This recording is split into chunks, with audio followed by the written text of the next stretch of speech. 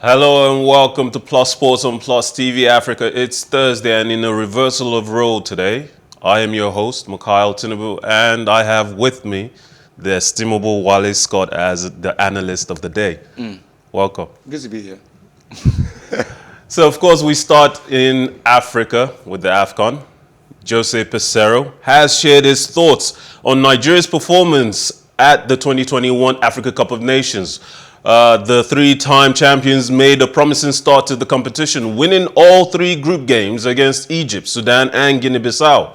The West Africans, however, suffered a shocking 1-0 defeat to the Carthage Eagles of Tunisia in the second round. Peseiro was expected to take charge of the Super Eagles for the 2022 FIFA World Cup playoffs against the Black Stars of Ghana after he was announced the new substantive head of the team on the eve of the AFCON.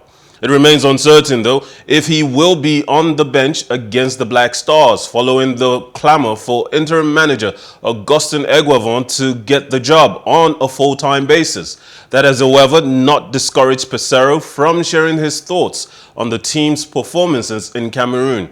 Now, obviously, we don't know what's going on behind the scenes, and perhaps Peseiro might even be feeling a little panicky about losing out on a job he was already guaranteed. What could be the calculus or thinking behind the scenes right now for Pinnick? Is he going to bow to public pressure? Is he the kind of man to do so? I don't know. Pinnick is, like I've always said on the show, Pinnick has always been someone who is very arrogant, who doesn't see your thoughts, doesn't understand where you're coming from. One. Two, Peseiro has been someone who we haven't seen all through the Nations Cup. He wasn't there. We thought it was going to be a watch over for the Super Eagles. He wasn't there. Wasn't in Cameroon at all. We haven't seen him yet. Do we know for sure he wasn't in Cameroon? Because it could be that he was trying to stay out of the way of the coaching team. On TV, we didn't see him. Yes. We expected that, yes, Eguavoen would be the one to do all the standing and the shouting and all that. But he will be there somewhere. Yes. We didn't see him. So we conclude he wasn't there. And he says Nigeria did well. Yes, we did. Tunisia was just a more technical team. The Super Eagles can get better with time, and we just need a more technical coach. With the direction that obviously we need to take, we need to compete at an international level with Europeans, with Asians, with other countries from the rest of the world outside of Africa. We are obviously quite capable of handling our African brethren on the continent. But Peseiro has an international experience when it comes to coaching. Eguavoen doesn't. Is that perhaps the thing that will ultimately decide whether he does get the job finally? I don't think so. Because when Eguavoen came in as the coach of the Super Eagles, he said he was going to go back to the way the Super Eagles used to play, which is wing play. You know, those days, you remember Amunike, Finidi George, Kanu Wakwa, and the rest of them. And he went back to that. And we saw Nigeria playing better football. You know, like I said, Tunisia were only more technical. Nigeria was playing very good football. Well, But Gennaro Rowe came in as a coach, and being a Franco-German, they're the Diamond Shaft, German machines. They believe in the midfield. And Gennaro came in to believe in the midfield. You know, he was believing in Wilfred Ndidi and the rest of them in the midfield working on the job. He left the midfield, the wingers alone. And then Eguavoen came in. Will Peseiro come in? Will that winger start to play? That raises a question.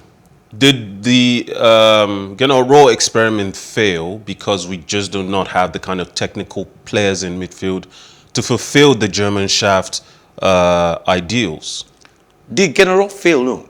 I hate to say that. I'm a big fan of Gennaro. He came with his style. Maybe his style was just not Nigerian-like. I don't know. But he came with his style. Being a German, he depended on the midfield. He worked on the midfield. And Eguavoen came in and worked on the wings. And it worked. If Peseiro does end up getting the job, because we understand that managers, prospective managers, have to give a presentation of the philosophy they intend to fulfill with the team. What direction? Are you talking from the normal, sensible point of view? Yes. Yes, Nigeria, we don't do. Okay. We don't do. This is what we want to do. Yeah. You know, like I said earlier, Amaju Pinnick doesn't listen. He is an NFF president who doesn't understand where your perspective is from. He just does his thing. So Peseiro is going to come in. If Peseiro is going to be the one that Amaju Pinnick wants, he'll be there and he'll do his thing. He's not going to drop anything. Don't worry. If you were going to estimate right now, if a poll was taken or survey was taken, Augustin Eguavon to keep his job or Peseiro, who do you think gets the higher votes? Speaking as Wally Scott right now, I think Eguavon should keep the job, really. But however, he can actually get the job. He will qualify us against Ghana and blah, blah, blah. My problem will be when he gets to the world stage, when he goes against the Leblanc of France, the Diamond Shaft of Germany, the Three Lions of England. Does he have the technical abilities to go against and the tactical flexibility? Exactly. But the question will be, does Peseiro have the same? I don't think so. All right. Well, let's now go to the match of yesterday. Burkina Faso versus Senegal. I think for many people, it probably was exactly what was expected, although it took a while to get to the fireworks. Senegal struck 3 times in the last 20 minutes to book their place in Sunday's Africa Cup of Nations final as they overcame Burkina Faso 3-1 in Wednesday's semi-final at Yaoundé Amadou Ahidjo Stadium. Adou Diallo shot home from close range after a corner in the 70th minute for the first, and a strike from Bamba Dieng doubled Senegal's lead 6 minutes later. Blati Touré pulled a goal back to make it 2-1 in the 82nd minute. But Sadio Mane added a final flourish with a breakaway goal 5 minutes later to restore Senegal's 2-goal advantage as their quality triumphed over a gallant Burkinabé outfit.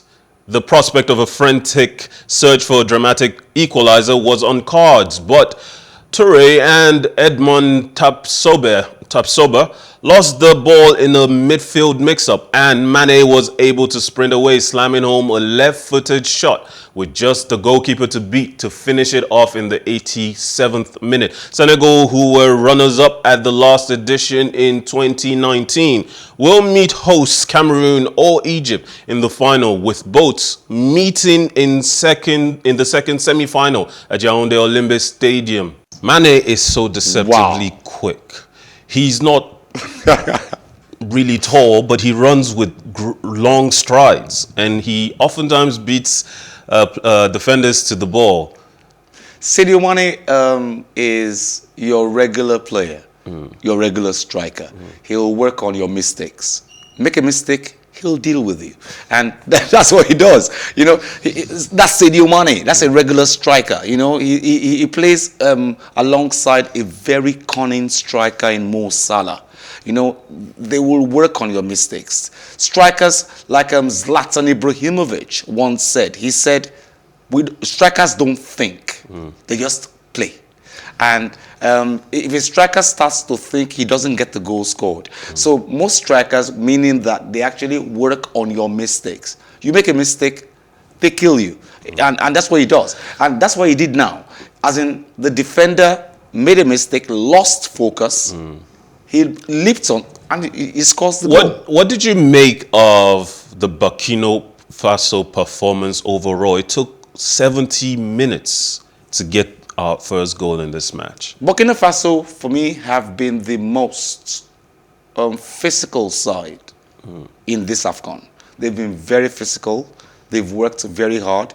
Their coach does not have any game plan, if you ask my opinion. Yes. Really. Victor Godfrey said the same thing. Yeah. Their coach does not have any game plan. I don't see any plan by this team to actually do anything, whether they want to attack mass attack, mass defense, or play from the wings. They don't have. But they have done it individually. But for a brief window, it looked like they managed to put together a string of play that led to their own goal, their own singular goal in the match. And it seemed like the match could easily open up if a couple right decisions were just made. But that's where we come to the fact that were there any right decisions made? Where the coach have a game plan? Was there a plan B? No, I don't think so. But the Burkina Faso players have done very well. And I think if I was a scout who was looking for players to play, I will pick a large amount of players from the Burkina Faso team and make them work for me. Because obviously they're not used to working for anyone. They actually are just individual players who depend on their physicality and their skills. And they have done very well. To reach here, they've done very well. Senegal's second goal, it was a highlight of tenacity and pressure. And ultimately, it led to a goal that no one could even tell who scored.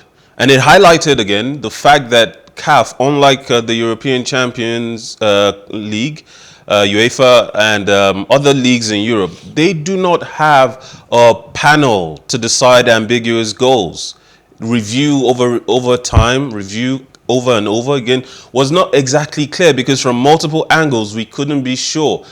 It seems to me like perhaps this Africa Cup of Nations, more than any in the past, has highlighted a lot of deficiencies in the organization of our tournament. It's the African thing. It's so sad. We let the Western world consistently insult Africa.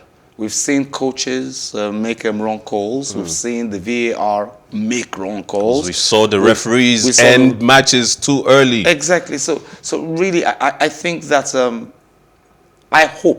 hopefully, that this will be, when you make mistakes, you actually make corrections. And when you make corrections, things get better. And I think this should be a correction thing for us all. We've seen our mistakes being done. We've seen the inadequacies of our officials. So who does Senegal meet in the finals for you? What is your prediction for tonight's match? Like I said, it's Africa. Before the program started, you and I were talking, and I said it's Africa. For some reasons, my heart wants Egypt.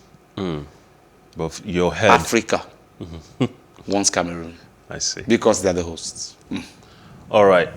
Now, of course, the Winter's Games start tomorrow. We've been talking about this for a while, and there's been a lot of back and forth. There's been politics, there's been sports, it's been everyday drip of news about this games. And I think perhaps more so than a lot in recent years, the fact that it's hosting in China has made it even more political than the Summer Games in Tokyo.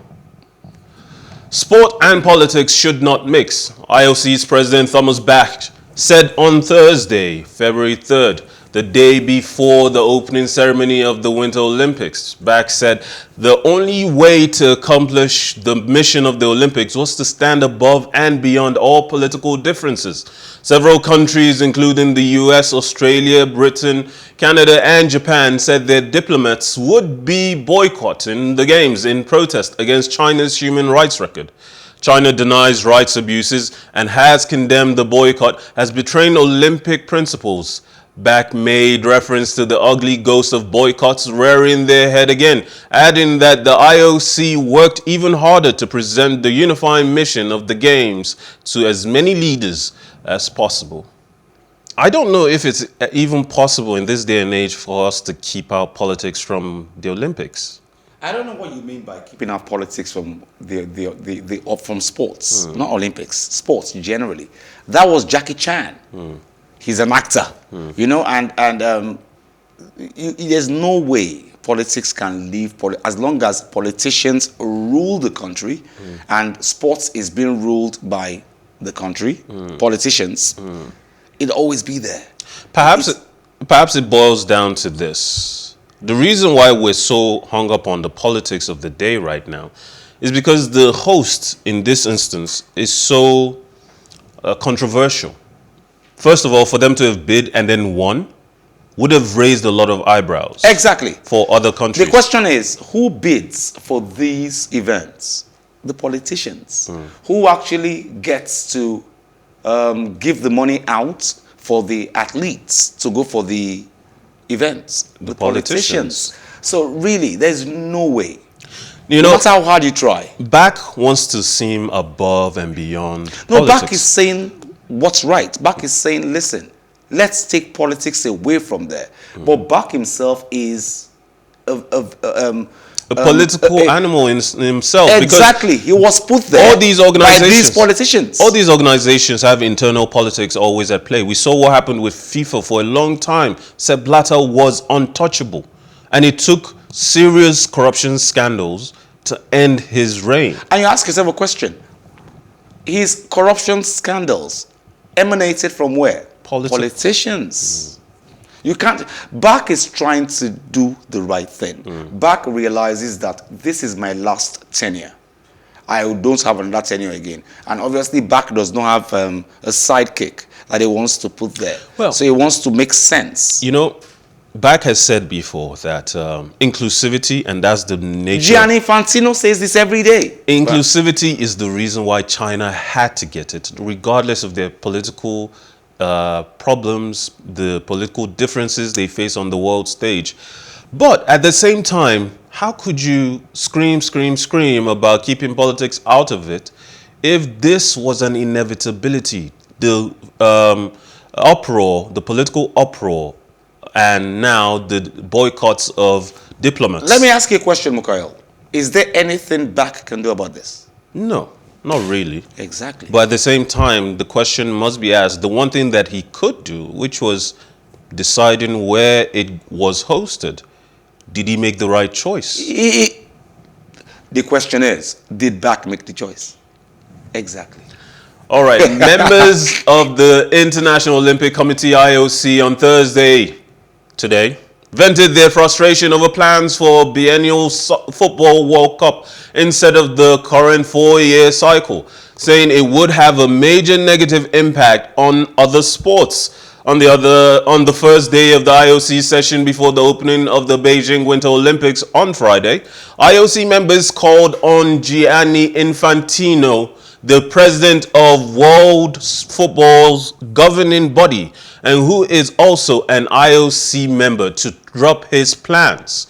Infantino, who has cancelled his trip to China, has said changing the World Cup cycle from 4 years to two would generate an extra $4.4 billion. That's with a B, in revenues for the world body. FIFA said the additional funds would help reduce the gap in revenues between the developed and less developed football markets. But international sports federations, as well as the I.O.C, which organizes the Olympics, summer or winter games every 2 years, have opposed Infantino's plans. A biennial World Cup would clash with the Summer Olympics, while also denting the game's commercial appeal. Currently, the World Cup is held 2 years apart from the Summer Olympics. The World Cup is the biggest international single sports event, commanding sponsorship and broadcasting deals far greater than any other international federation's event. A tournament every 2 years would overshadow all other competitions. European football governing body UEFA and its South American counterpart CONMEBOL have also strongly opposed the idea. So, it seems the enemies and the opposition against these biennial World Cup just keeps mounting. The I.O.C is a significant sporting body. For them to be saying this, I think it's about money. I've always said this on this show all the time. These guys, the sponsors, the corporate bodies and all that, are always about the money. And they are looking for ways to make as much money as regularly as they can. And then luckily they said 4.4 billion will be expended extra if you do it 2 years. But the sponsors want that. The sponsors want it done every 2 years. If I was a marketing manager of a company and I know how much I make in 4 years for the World Cup, and then you tell me it's going to be in 2 years now, more money for me. But at the same time, all the federations around the world, all of the sports around the world, can FIFA go up against all of those and win? That's a problem. Because don't forget, I.O.C and all these other sports also have money flowing behind them. True. And they would also want to back these sports, the I.O.C, to prevent FIFA But and their allies. we go back to politics again. Give or take, this money's flow, all from politicians, all from the governments. Give or take, you know? And the politicians still have their way. The politicians will still make things done. So if the I.O.C want this done, back is crying about doing this right and doing things wrong, you're forgetting that some people who are politicians still sit back in boardrooms, AC boardrooms, cold boardrooms, and still make decisions. Well, that's all the time we have. Join us next time. My name is Mukal Tinubu, and obviously I've had the company of Wale Scott with me today. Thank you so much for joining me. Remember, life is never boring with some sports. Have a wonderful day.